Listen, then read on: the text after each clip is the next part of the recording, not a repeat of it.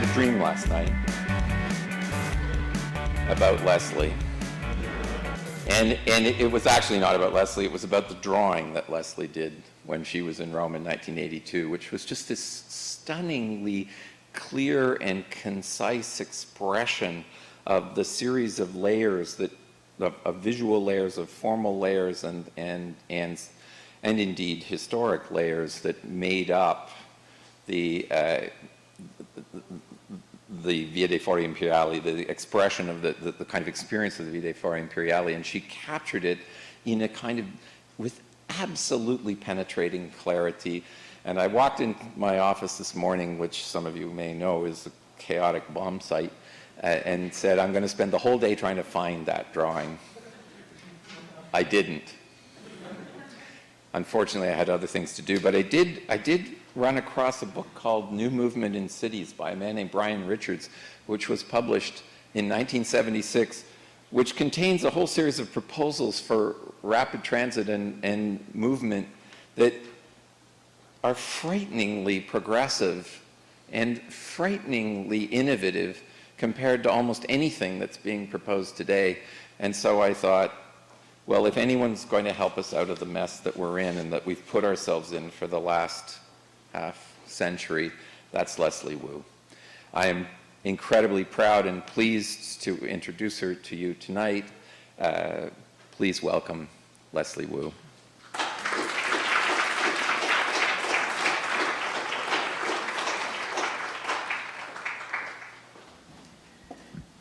Thanks a lot, Rick, and hopefully I'll get this. That was a very generous introduction. Thank you very much, and it is a pleasure to be here. I feel almost embarrassed that since the school moved from the main campus, I've only been to the building once. So it is exciting to be here. It's exciting to see all your faces. As I was walking around, I was remembering the stress of being in the School of Architecture. And I was thinking, thank God that's behind me.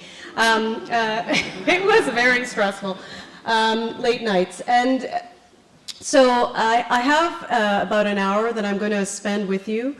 They're a combination of thoughts and reflections on some of the challenges that we face and I face in my work for the region and for the province, and sort of trying to put it in the context of what anytime you pick up a newspaper on any of these issues on transportation seems like complete chaos.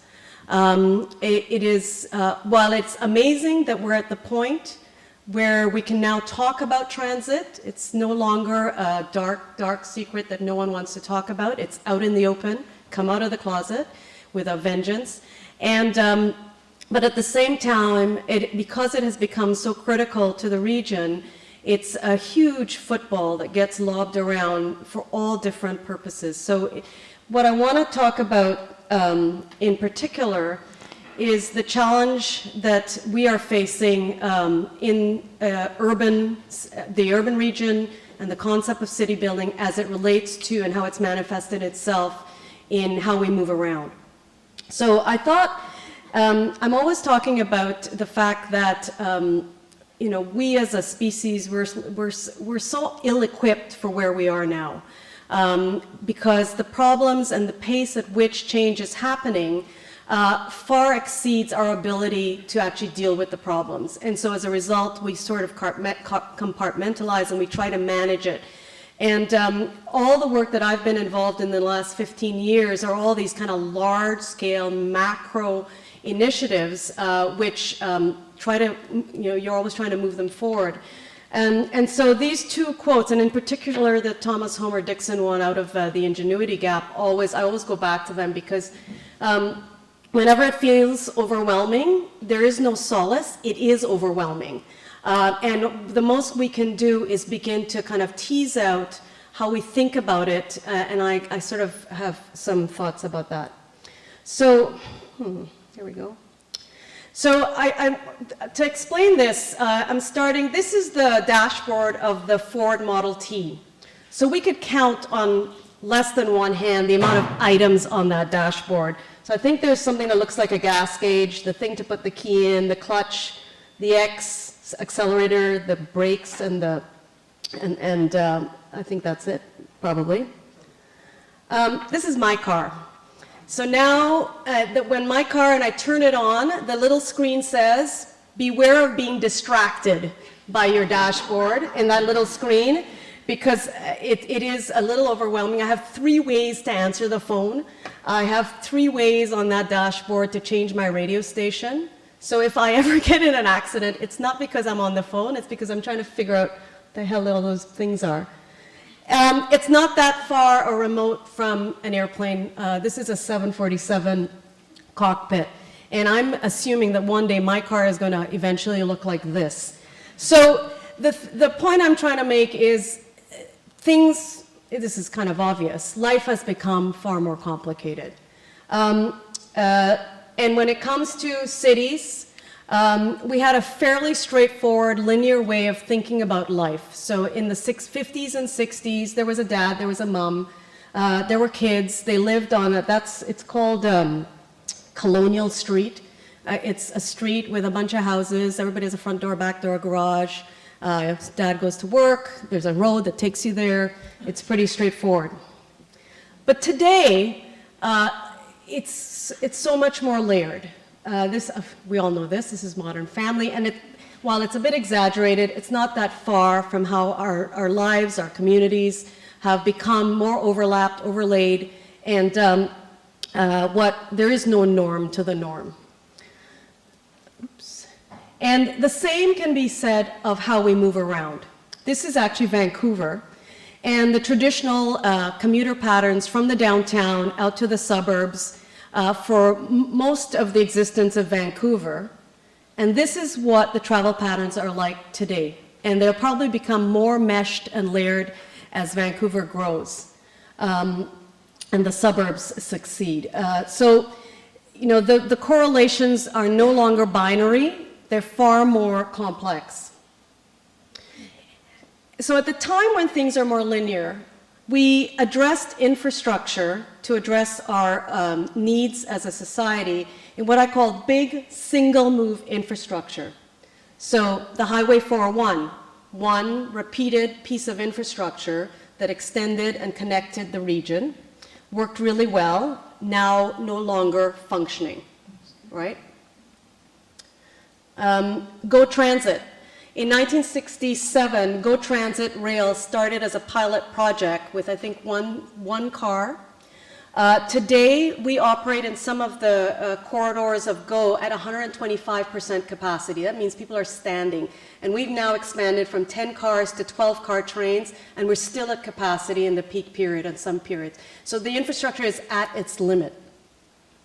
In 1954, when the TTC opened the subway, it was designed at that time what seemed like an overly enormous amount of capacity, 1.3 million people. Today, it carries 5.6 million people on that subway line.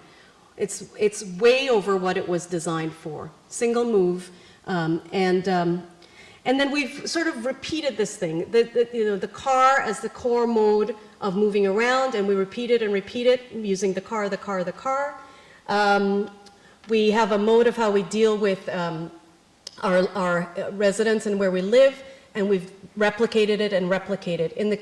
On the premise that the single move and the single infrastructure is scalable. But what we've learned in the region of the Greater Toronto Hamilton area is that's no longer sustainable, it's not scalable, and it has caused the detriment of a lot of the quality of life, the environment, and even our economic health. And what got us here will not get us there. And so I would say it probably started in the late 90s, early 2000, both the municipal leaders of the region, professionals, and a lot of citizens began to wake up to the fact that we needed a shift. There had to be a paradigm shift, a new way of dealing with issues, and it began on a macro scale, because what was happening at these individual levels, it was not impacting the whole region. And it required that we look at everything at a more systemic way, at the scale of the region, which was more of a system.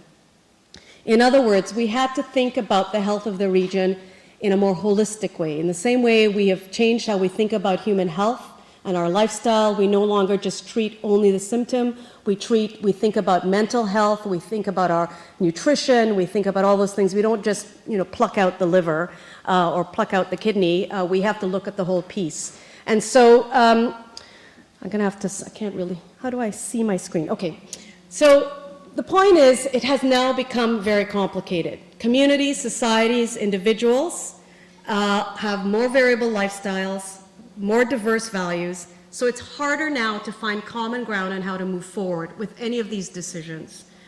In the case of transportation and technology, it's moving at such a pace, it's harder to know when and if something is technically obsolete.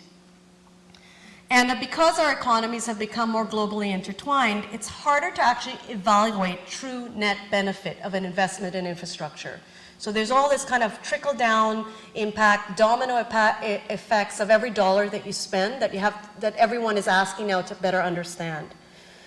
News and information and data are generated exponentially. So it's harder to actually recognize facts and even harder to discern wisdom.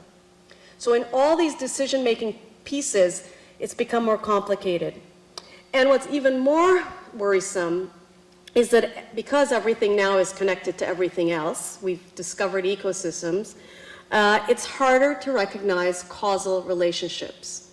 So when we see a symptom happening, we make speculation about the cause, but it's much more difficult to trace it back. And in the case of mobility, what we realize now is that all these pieces now, trying to peel away the onion, so to speak, becomes more and more difficult. So we know for a fact, and we've recorded it, in 2001, this is what congestion looked like. So the blue represents all the roads in the Greater Toronto-Hamilton area that are at capacity. And the forecasts show by 2031, that's what it's going to be looking like at the rate at which this survey was done in 2006, at which time there was very little investment, or had been many decades of no investment. And this is what we were this is where we were heading. We calculated as well, when we were starting our work, that over 500,000 tons a year in greenhouse gas emissions is being generated. A lot of it is idling cars. So that's 15% of emissions due to just that congestion. And it's costing, hold on to your horses, $6 billion a year in travel costs and lost productivity to this region. And worse yet, the expectation is it would double in the next 30 years if we didn't do anything on the transportation front. And it's costing in quality of life. So our horrible claim to fame now in the region is that we now exceed LA in our average commute times. It takes longer to get around the region than if you were in LA. So it's pretty bad. That realization, sort of, it's sort of like it snuck up on us, came in the early 2000s. And in the interim of that spot, it's not that zero money was spent. Money was spent on what I call incremental, sort of state of good repair, keep the lights on kind of infrastructure bits. So potholes, sidewalks and so forth. And there was stuff happening. The GTHA didn't go to literally hell in a handbasket. It was still moving. Things were still progressing. But we had, at that point, basically all the low-hanging fruit was gone. We'd taken out all the little bits that you could humanly do to keep things going, and we'd reached a threshold. And in this region, I think there was a happy coincidence of how the thinking began to evolve. When David Crombie, the former mayor of the city, and at that time, the head of the Royal Commission on the Future of Toronto Waterfront, and then became the Waterfront Trust, drew this map, which helped people understand that the city of Toronto was not just the city of Toronto unto itself, it was part of a larger bioregion, and that the growth that we were seeing, if we did not address it, was going to just literally creep and creep and creep into the aquifer that was sustaining this region. So there became, in the late 90s, early 2000s, this seems so obvious to all of us, but this general awakening to the fragility of what we had from a land use and environment standpoint. Whoops. And what happened as a result, I just feel very fortunate to have been part of, because what I do, as I tell people, happens every 3 decades, the work I do now. It doesn't happen every day. It's not route. The opportunity to shape how a region will be in the future doesn't happen every day. And there were 3 significant things. The first was the growth plan. So the recognition that we were going to expand as a region, that's where the stats about, 3 million more people over 25 years, 100,000 more people a year in the Greater Toronto Hamilton area. This geography was a bit bigger, and there was a decision to really manage the growth. And we're fortunate in terms of the type of legislation we have in Ontario that you actually could manage the growth through legislation. And you could direct municipalities through their official planning process of where they should grow and how the intensification and density targets that they should meet. And that's what this plan did. It took about 5 years to get to the point where it gained royal assent in the legislation, but it is now, in fact, part of the everyday general way of dealing with how we grow as a region.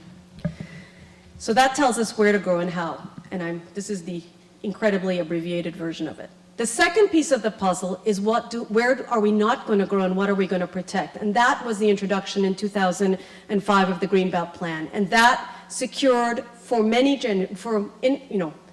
eternity, in theory, the very important Greenbelt, which is the combination of the Niagara Escarpment, which is what's running sort of north-south southerly, a UN Biosphere Reserve, and the Oak Ridges Moraines, and the very important sensitive agricultural lands, such as the lands that give you all that lovely wine down in the Niagara region. Very important, so far as I'm concerned. The third piece of the puzzle came after that. So in 2008, when Metrolinx was created, the development of the Big Move, which was an integrated, comprehensive plan to then connect all those centers, urban growth centers together. And its goal was to create a focus on what we refer to as the triple bottom line, high quality of life, sustainable environment, and a competitive economy. And in that, it set a number of benchmarks in terms of the reduction and the sort of managing the creep towards longer and longer commute times. In many respects, these commute times, they're theoretical in the sense that, one, it's an average, but two, as well, that I'm not sure if we ever got to 109-minute commutes, what that would begin to do is people would just leave. It would reduce the growth, they'd move to somewhere else, and all the things that are generated out of the people moving to this region would affect us. The plan also sought to significantly expand the amount of regional rapid transit to ensure that transit was actually a viable option for moving around. So we were tripling the amount of regional rapid transit. And in doing so, the plan really began to address how do we understand movement and how are we going to make choice of movement. Right now, 75% of trips in the Greater Toronto Hamilton area are done by automobile. The Big Move sought to shift that to 50%, so the mode share would shift. So this is one of several mobility indexes that helps you understand when you measure mobility, it's not just about the travel time, but there's a whole range of things. Is there a plan in place or a vision for how you want to achieve it? What is your metric around car sharing, bike sharing, the use of technology and smart cards? And then there's the other what I call more traditional measures around average travel speed and mean travel time to work. And this is a mechanism which was foundational to how we thought about the Big Move. Prior to Metrolinx, transportation was really an engineering-driven exercise when we looked at the transportation planning. So it was very focused on the efficiency of moving machines, not the optimization of moving people. And that is the major shift in the thinking. And it's a shift culturally that's happening right now in the Greater Toronto Hamilton area. At U of T, the Center for the Global Cities Institute has compared the Toronto region with a number of its cohorts. Those are the ones in yellow. And when you put Toronto on the mobility index, with the blue dots represent our cohorts, interestingly enough, and this is a 2010 chart, it obviously seems a lot worse than it actually is. This is what shocked me. I thought we would have been on the well below average, given that it takes me forever to get anywhere in the downtown. But relatively speaking, it's not so bad. So there's a kind of disconnect between the measures and where we find ourselves. So in thinking about the big move and the plan, we took a very, deliberately took a systems approach to addressing it. And, you know, hindsight is 20/20, so I've had the ability to now sort of bundle it in these five categories. When we were doing the plan, believe me, it was not that organized. This is why I'm able to stand here and talk about it in a coherent way, because when you're living through it, it never seems this straightforward. So I'll talk about the infrastructure as a system first. And in fact, all the media preoccupies itself with the infrastructure. It's the sexy stuff. It's the things that politicians like to talk about. It's the pieces that, and it's all, you know, the technology. And in our plan, we identified, these are snippets of the plan. The plan has about 100 actions. There's a whole range of policies attached to it, but I'm going to feature these first. One of the most significant is really, we need more transit. We need faster transit. We need it more frequently. We need it to be more well connected to the major hubs, so that's Pearson and Union Station. And we need to recognize that there's this whole other category of active transportation that has not been paid attention to for over quite a long time. And the other part as well is that the road and the highway network is an important part of the whole region moving, as is moving goods. So I always say to people, this is not an anti-car plan. This is a way of thinking about giving choice, viable choices to people. Because right now, for the majority of the Greater Toronto Hamilton area, the only and best choice is your car. And when I talk about the regional rapid transit system, I'm not talking about the local service in particular. We were very much focused on the connectivity of the whole region. And this represents what, when I talk about regional rapid transit, what's in place now. The red dotted lines are the GO Rail network. There's the subway, and that's about it for now. And the plan looked at what we would need to address movement throughout the region, and it identified over 60 projects in infrastructure. I'll talk about the money part of this in a minute. And what we were able to affect as a result of the degree of alignment, having elected members be part of the development of the plan and the process, a very massive engagement program with citizen groups, with peer groups, with the general public. We were able to leverage that in political will, and it resulted in a huge financial commitment by the provincial government to advance the plan. And that, when we add it all up, is a total of about $16 billion that today is being invested and has been committed. And what does it look like? What it looks like on the infrastructure system is quite a number of projects that have been funded. And I'm just going to take you quickly through them. And they range in technology, they range in the suitability of the system to where the growth is going. It also is very much tied to the municipality's appetite for the investment. So it seems odd that some municipalities actually don't want certain types of investment, but they do. So in Mississauga, the BRT is actually well under construction. I think it's going to be opened, portions of it are already opened, and they're just cleaning up some of the service issues as we speak. The Viva Bus Rapid Transit, actually a portion on Highway 7 opened in the fall. It's one of the most exciting projects for us. because it's a whole new way of thinking about transit in this region. I think part of what we recognize is citizens of this region only know transit as the TTC subway or the streetcar, and the introduction of new types of technologies is always greeted with a bit of hesitation. They have a kind of center lane bus rapid transit.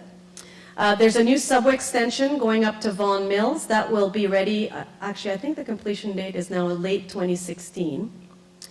And one of our biggest and most significant projects right now is the Eglinton Crosstown Light Rapid Transit. This is a $5 billion project.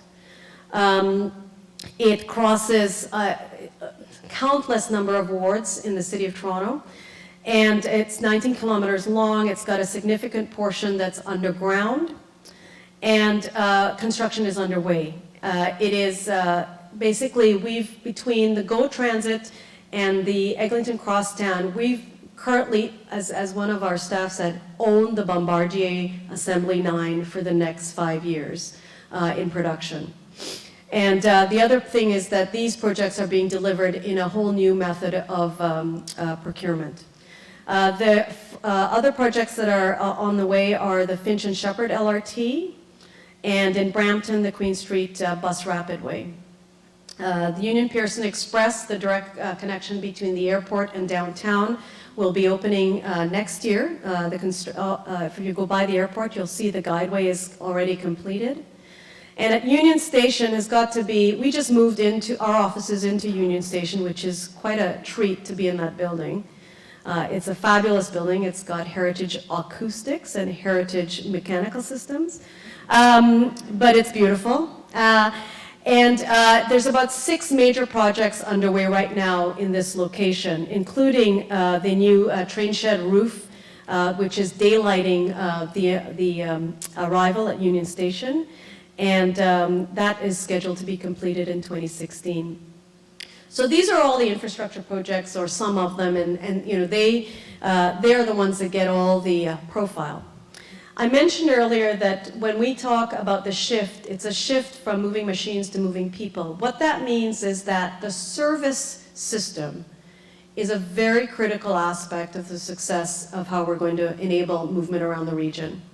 And so in the plan, we talked of the importance of creating a customer-first transportation system that includes things like how we deal with fares and the ability to have more universal access. And we have been very much focused on system technology, information technology, and the fare card. And Presto, which I believe some of you may know about, which was long overdue, is now being in operation in all the transit operators in the Greater Toronto Hamilton area. And we now have a memorandum of understanding with the City of Toronto to introduce it in all the TTC streetcar buses and subways by 2016, starting 2015 and finished in 2016. We are way behind everybody else in the globe on this. If you've been to anywhere else in the world, the Octopus card, the Opus card, all those other O cards, we are finally catching up, and and part of the challenge, and I'll talk about governance in a minute, is this whole agreement about whose card trumps which, and which is the best card, and should TTC have their own card. But finally, we've reached that place. And then we look at the GO system, which started as a pilot project. This is the map of how GO operates in the rail and the bus. The number of touch points for customers, we now, I think that we carry 67 billion customers, travelers a year on the GO network. And we're moving towards all-day service, providing better service, more frequent service. I think we're now at 30 minutes on Lakeshore, and that is really trying to tap into the range of travelers, no longer just the commuter. And that really means that when we think about the service system, we not only have to deal with our current customers, we have to think about the customers of the future. And we've come a long way. We have some fabulous photos of the GO system with people smoking cigarettes and drinking martinis in our cars. But we've come a long way from this. And you know, right now, most of our customers drive to the GO station. And we're trying to create more opportunity and choice for how they are able to engage in the Go network. And so there are some major trends that we are trying to integrate into the kind of services we now provide. Because most of you and all of us, work, we live off of these things. And so, we recently introduced a series of apps for our customers, and we're trying to assist the other transit operators in the region to leapfrog ahead of all these trends. There are so many more information tools that are enablers to access and help us make better decisions around getting around. The emergence of Zipcar, Car2Go, auto share, and also these sort of, we're experimenting now with shuttles and jitney services for those areas in the region that if the design is more suburban, it's more difficult to have your standard buses go in. And how do we create the kind of service that can penetrate those sort of traditionally less accessible areas of the region? Then there's this huge thirst for data and open data and the ability for others to create tools to enable us to be able to move around more readily. And then there's social network. We have a whole, in fact, I think one of the originators was here from in Waterloo about the ride matching. We have Smart Commute is one of our programs where we do ride matching. That's mostly for carpooling. But now there's these, in France, there's a group called Buzz, where you can have your car, if you don't use your car every day, you can put it up, quote unquote, for temporary rent, and someone else can use it. So it's optimizing. All this is around optimizing the system. The other aspect I would talk about, the kind of service we provide to our travelers, is really manifesting itself in the Design Excellence program. And Beth Kapusta, who is our Chief Design Excellence Officer at Metrolinx, I think she's the only person I could think of the globe that has that title at a transportation authority, also a graduate of Waterloo, is here. And Beth could probably spend another hour talking about the challenges of design excellence, and I'm just going to touch on it a bit. It took a while for us, and it's taking a while for us, to convince what is primarily an industry that's dominated by engineers that design excellence actually has a tangible material value. This is part of the culture change in the organization. When you move from moving machines, which is what the engineers primarily were focused on, to moving people, the experience of moving becomes critical. And so we did a survey of some of our customers to really put in a quantitative way how important is design to the experience, because now we are being measured on our customer service as an organization, and I know other transportation authorities are. So we've begun to collect this data. We've recognized that in the case of one of our projects, our LRT projects, overwhelmingly, more than half, 60% almost, really understood and recognized that actually design was an important aspect of helping them, encouraging people to use transit. And 70% much less likely to use if it was poorly designed. So I think there's an emerging recognition that design actually has a more important role to play in transportation than initially. And it's funny, when we said the word design excellence, everyone in our organization that we work with mostly was like, what do you mean? We are already excellent designers. But this is where jargon becomes important. An engineer's concept of good design, an architect's concept of good design, a doctor's concept of good design. We had to spend a lot of time, and we continue to spend a lot of time explaining to people why and how design excellence is actually part of a better product and a better service. And we actually also had to explain that, and because we had a few incidents where people thought, okay, we want good design, okay, we've tendered the thing, let's just tack on the good design. And as this little chart that was prepared by Dutoy-Alsop-Hillier shows, the best and the highest impact on the design has to happen early, and really early. Because afterwards, what you're creating is a more expensive project, And you're really not getting to the bones of the design premise if you introduce it in the later stages. So we have taken a multi-pronged approach to design excellence. Our board has endorsed it. It's been driven from the top in many respects. We're fortunate to have a very passionate architect, Marianne McKenna, is on our board. And since her arrival on the board, we've introduced a change program where it's not only just about reviewing design. I mean, that is actually at the tail end. We recognize it has to happen at procurement. So when we write a terms of reference, you only get what you ask for. And we had not been asking for excellent design. So now that's part of our procurement process. We have to recognize that design is actually part of the brand that we make. So in order to create a better service, they need to be aligned. And of course, the more traditional design guidelines and design review. And that transformation from the kind of engineering infrastructure to this idea that we're creating a service system that is about city building, legacy, and experience takes a lot of work. Those little photos just took one workshop we did for Crosstown, which was probably like 2 days. I think we went on for about 3 days to just get that first grounding. So it's a lot of hard work to get it there. So that's on the issue of service. The other aspect of transportation, which has long been neglected, is the integration with land use. And in our plans and what we worked on, we tried to really try and align land use, what is currently there and what's forecast, to where we are investing. And this is, only to say that it's easier said than done, because we have now all these different pieces of legislation that impact land use. There's the Overall Planning Act, which is Ontario-wide. There's the Places to Grow Act, which is specific to a slightly larger region than we are. And then there's the Metrolinx Act, which created the big move.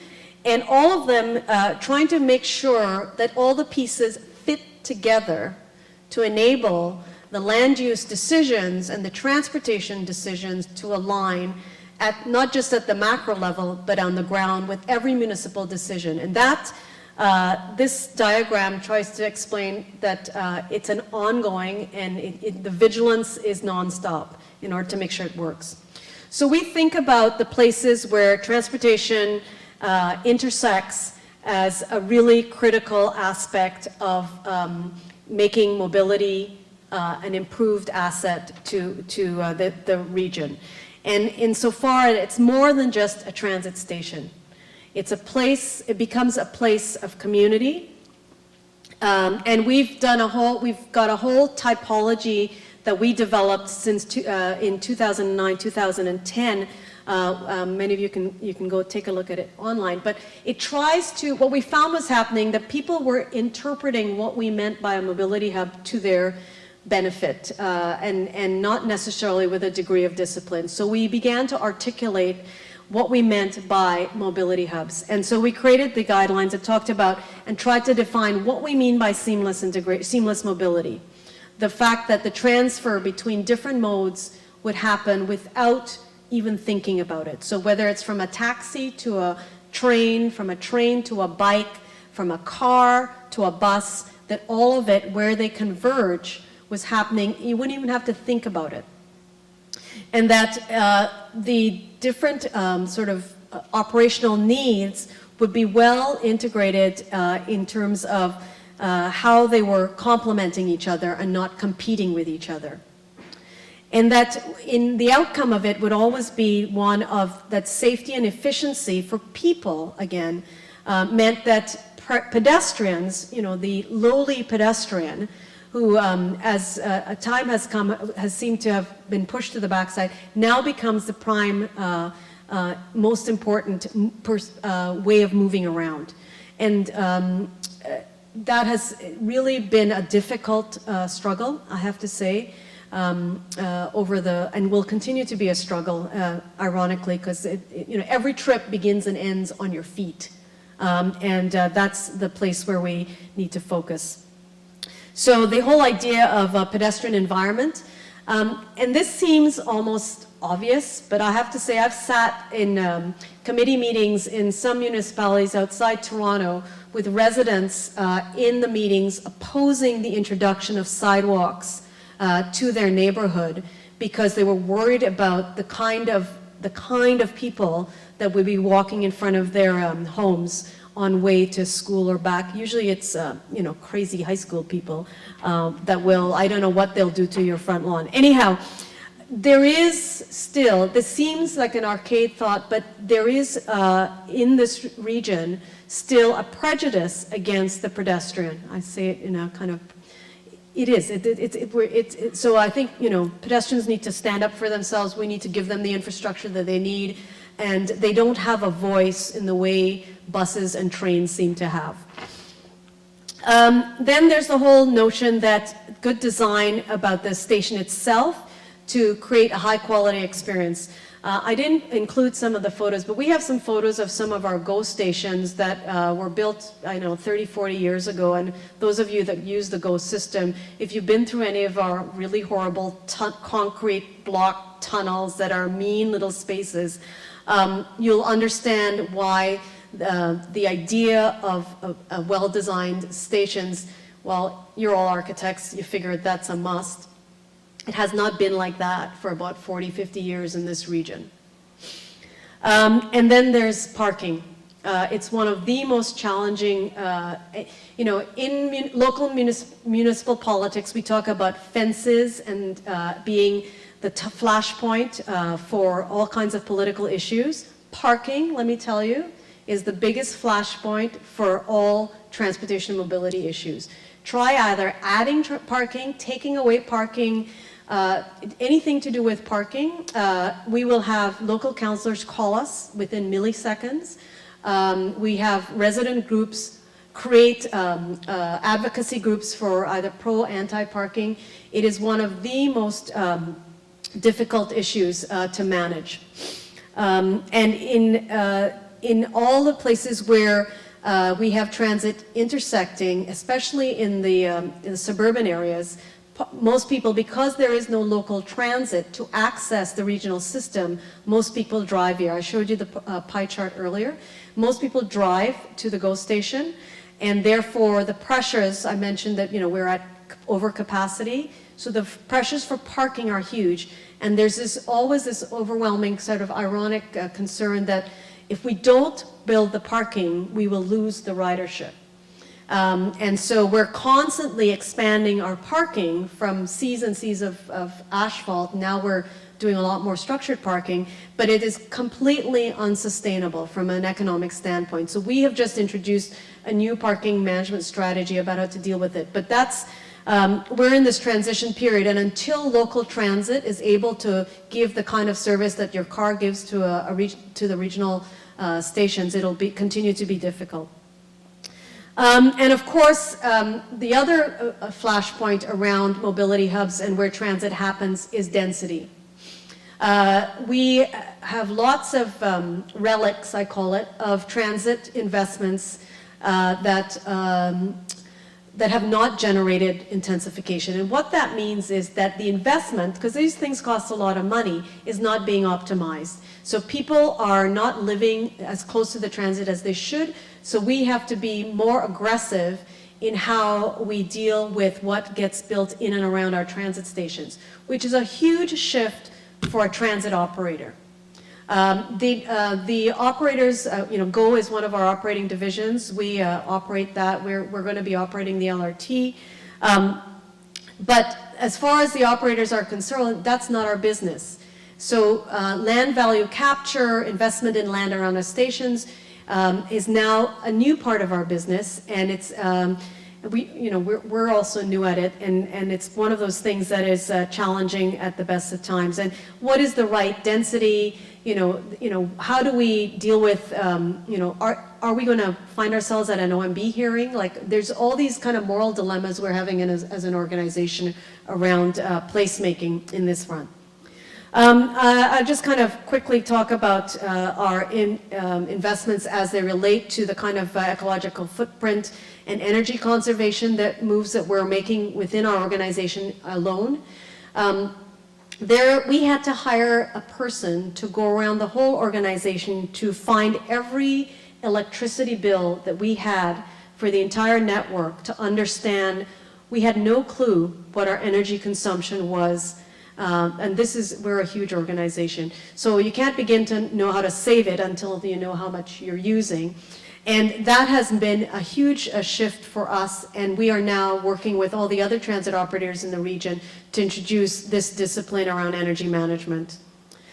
The other thing around land use is really about the fact that while these are plans, these things don't happen they aren't built instantly. And so we have to ensure that when we're building to accommodate growth and change, to ensure that all the different modes are built into it, but understanding they won't all happen at the same time. And none of this integration in the land use system with the transportation can happen without a clear and progressive and what I call friendly partnerships with the private sector, the public sector. In fact, without it, it's very difficult. While our legislation calls us an authority, we are not. We live in a democratic society. Many of the places where we interface are owned by either public or private sector that are not us. And so to progress means we have to have really good skills at effective partnership. I'm going to quickly just give you a few examples of when I talk about the hubs, what it looks like. This is the Eglinton Crosstown. The vertical lines are the intersections, and so we focus on the hubs, which is where the GO, in particular, where the GO network crosses over with the future LRT. And there are a number of them, and they're all, as I say, they're all different, they're all complicated. This is Kennedy, where there's a significant bus interface. It's the terminus of the subway Danforth line, and we're now trying to make sense of all this open space, a new subway expansion to the north, the LRT coming in.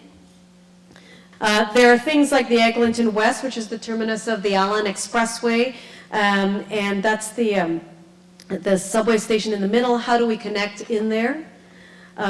This is sort of the complication. It's not only at the surface that these interfaces have to happen, but how below grade. That's a little, I'm going to pass that. Mount Dennis is one of the most interesting stations where the land use system interfaces with the transportation network. What it is it's the former Kodak lands. It's an abandoned site right now. It's got this very interesting building, which was the former community center. This is the state that it's in right now. There's lots of raccoon carcasses in this building.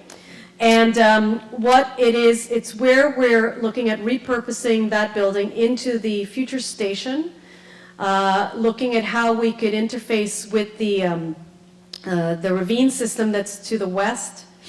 And there will be a new bus facility. That's the orange dot there. It's where it's the terminus of the LRT, this first phase of the LRT. So there's a major bus and maintenance facility that will be located. The GO train runs along the edge there.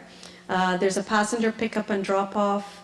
And there's all these different ideas about how we will treat the Eglinton Avenue itself, because there's a major change in elevation between that site and the road itself. So there's all this exploration that's going on now about how to make the hub that is there well connected and more seamless with all different modes of moving. Because it's also at the nexus of the city's cycling network, and it also sits on a major ravine system. So all those aspects of land use in the system have to now be into consideration about the arrival of the piece of technology on the site. And these are just some sort of preliminary sketch ideas that were done by Urban Strategies for how we would build this out. So I'm almost at the end here. I've got two more things to talk about. One is about how do you actually pay for all of this stuff? And I think, when Rick was doing the introduction, he sort of paused when he said the word 16 billion. But 16 billion is nothing, let me tell you, compared to what the full, when we in 2008 said, okay, it's going to be about 50 billion, the sticker shock was huge. And we had to kind of say, okay, 50 billion over 25 years, that's $2 billion a year. Let's see what we're spending now in all of Canada. In the major metropolitan areas in all of Canada, we're now spending just over 2.5 billion. This is the most we've spent in a very long time. If that chart went backwards from 2007, we'd probably be flatlined for a bit. So, it's a lot. This is how much it costs us to run the system today. On the capital side, it's primarily the TTC and GO. They're the big fish in this ocean. And on the operating side, the TTC carries a lot more people than GO, and so by virtue of that, it's operating. But those are figures in the 2 billion annually. So this 2 billion number keeps coming around and around.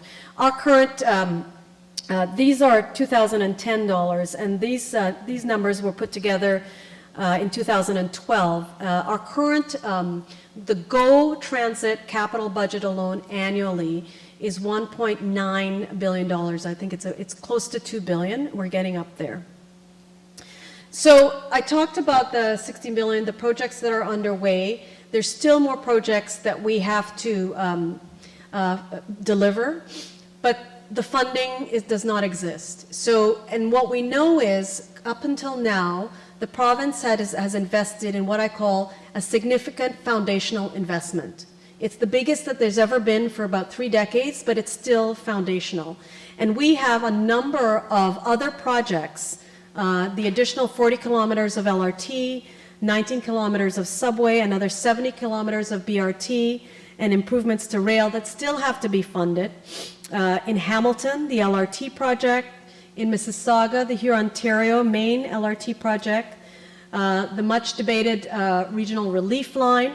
That's a big ticket item, 7.4 billion, our current estimates. The expansion of the Yonge Subway North to Richmond Hill, Brampton BRT, putting the current bus system into a dedicated right-of-way, bus rapid transit along Dundas, this is along Mississauga and Halton, and then the bus rapid transit on Highway 2 in Durham-Scarborough, connecting University of Toronto Scarborough campus with UIT near Oshawa. And that, plus the expansion of the GO network, we have done our analysis, and we believe that the electrification of GO is a critical next step in the evolution of the system. This will be the first in Canada. There is no equivalent, and we would be doing this in a shared corridor. What that means is in a corridor that GO actually now drives within both freight and passenger. Most of Europe, when people say, why can't you just do like Europe? Because much of that is built purposely passenger, dedicated, and electric. So that's a significant piece. The Up Express is one of the first pieces. We're currently doing an EA to electrify that system, and then even more two-way all-day service through all 7 corridors in the GO network. That, what I just described, is about $34 billion. Each of those will take us to the next, if we started tomorrow, it's another 10, 15, 20 years of delivery. But we know that this is the only way forward. This piece of the puzzle is critical to us not going back to where we were 5, 10 years ago. And we need a suite of tools. And when you look around the world, and so what this chart on the top shows you is all the other regional transportation authorities as from a kind of selection around the world. The most important thing to note is that our column, Metrolinx, is empty. We have no additional revenue tools.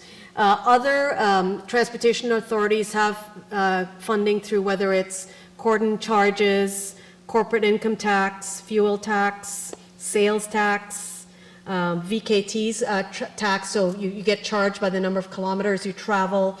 Some authorities have the ability to issue debt so that you can fund it through debt. None of those things have existed. And so a part of our legislation was a requirement to deliver an investment strategy on how to fund, because we know the way that it's funded now, the kind of grant program that the province has put in place, if anyone's looked at the debt forecast for the province, is unsustainable. We can't pay, the province won't be able to pay for the projects they've paid for that bunch of $16 billion ever. It's a one-time, but it's not sustainable. So we know that we have to deliver that. And last year, we delivered an investment strategy and a series of recommendations to the province based on 4 principles about how to pay for the system. That the money, whatever is generated, has to be dedicated to the network and to the specific outcomes of our plan. That it has to be fair. That there needs to be equity in how the projects and the rollout across the region. And moreover, there has to be a high degree of accountability and transparency. So when we looked at the $34 billion, we identified the importance that 75% of that should go towards the next wave of projects that I just described, and that there was also the need to support the municipalities in augmenting their local transit, the investment in regional highways on things like HOT and HOV, high occupancy lanes, and the category called other transportation initiatives. So whether that's transportation, intelligent transportation systems, active transportation. What's interesting about active transportation and those other initiatives, they're actually very inexpensive and they have high impact. And I've been involved with transportation now, not that long, it's been about 6 years on this piece. And it's amazing how the very small, inexpensive bike, car, pedestrian-oriented initiatives from the infrastructure standpoint politically seem to not generate interest. So we're always kind of stuck in this dilemma. So we put on the table 4 tools. We looked at about 26 in total. We looked at our criteria and we identified these 4 as the key ones that we felt were critical. So that's about the funding. That now sits with the province.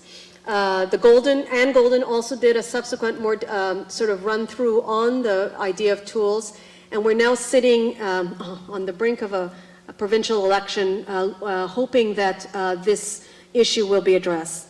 The final part of the puzzle is the governance. So we are in a democratic society. If we were in China, one would say that all of this might have been already done, built.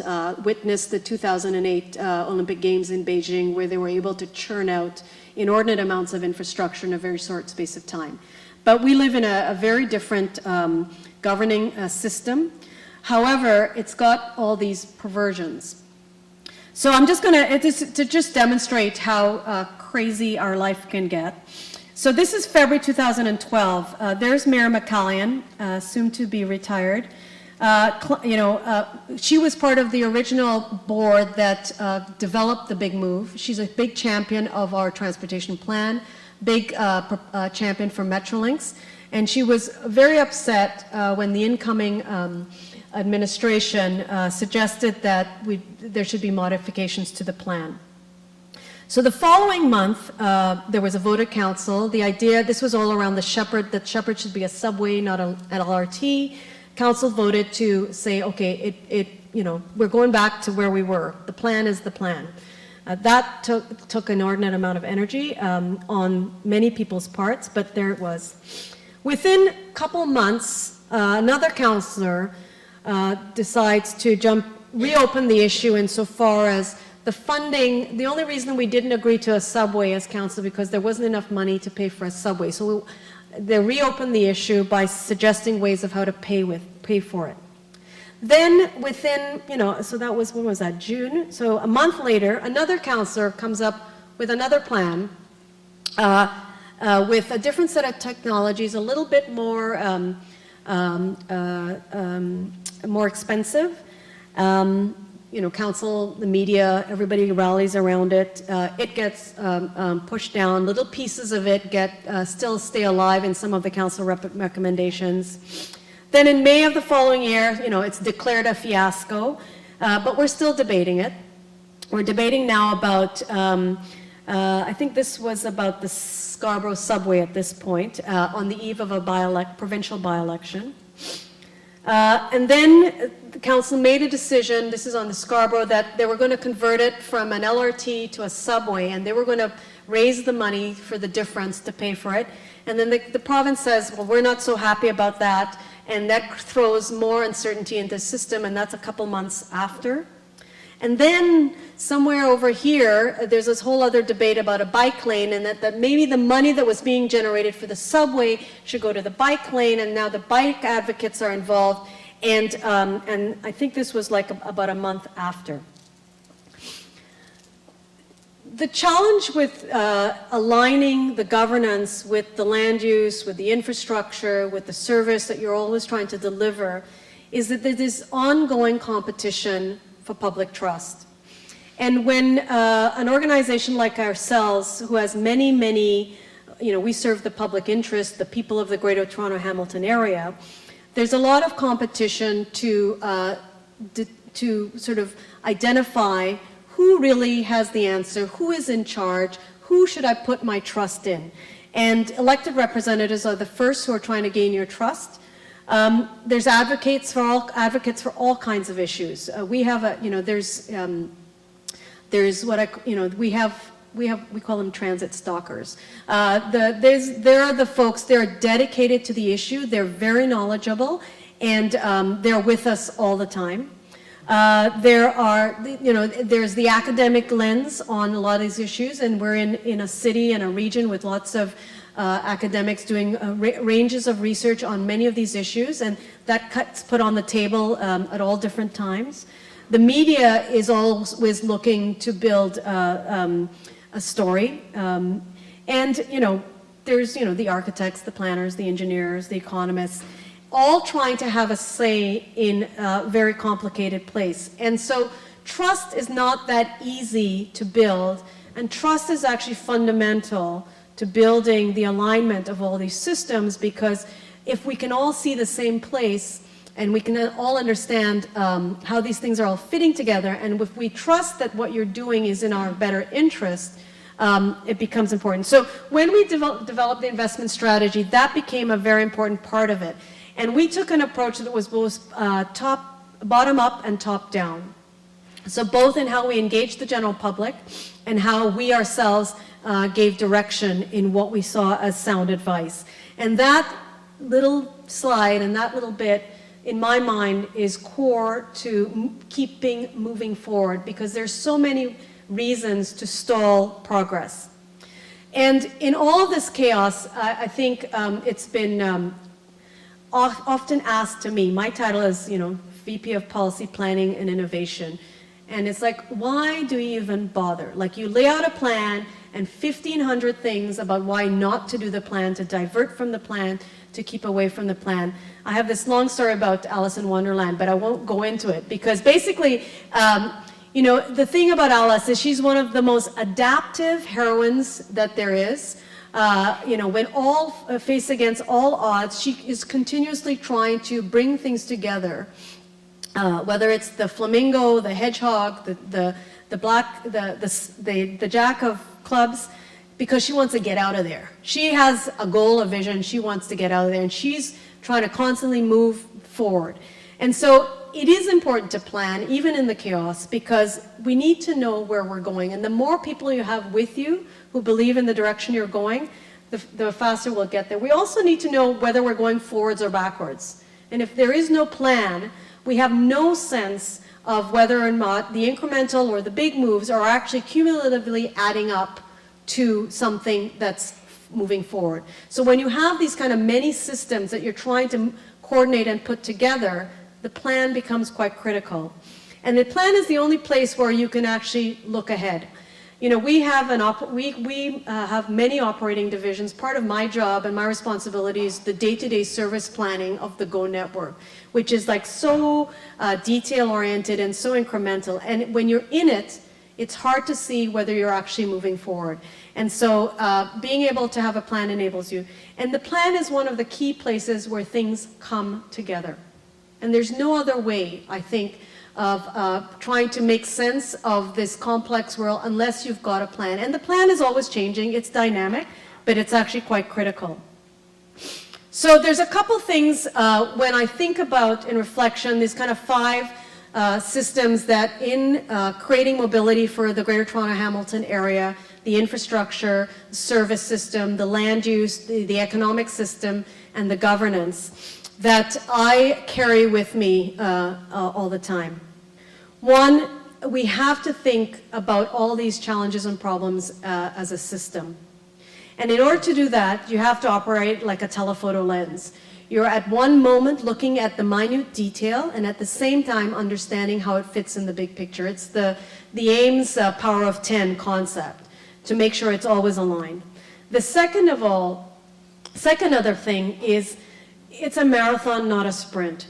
And so there are days, many of us at Metrolinx feel like, oh my God, we can't even move forward, and there's a sense of urgency because the windows of opportunity, especially the political ones, are opening and closing very rapidly.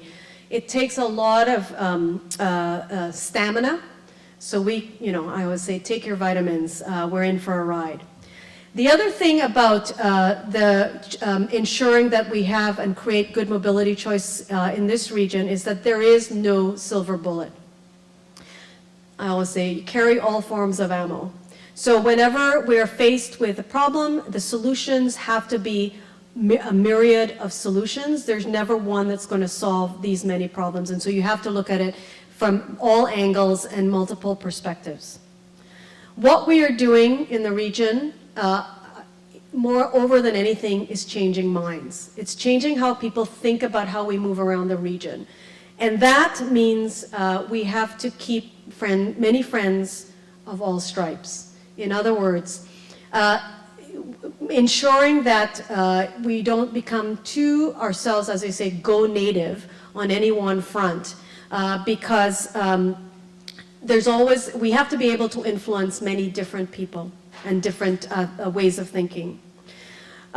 The key in all of this, when all that debate was happening at Toronto, the most pressing thing that as an organization, and I would say to folks when they say, what do you think? Should it be subway? Should it go here? Should it go there? And I would say, in many respects, what's most important is that we keep building and we keep investing. And we will not always get it perfect, but we want to get as close to perfect as we can. But the worst thing that can happen to us now is that we stop.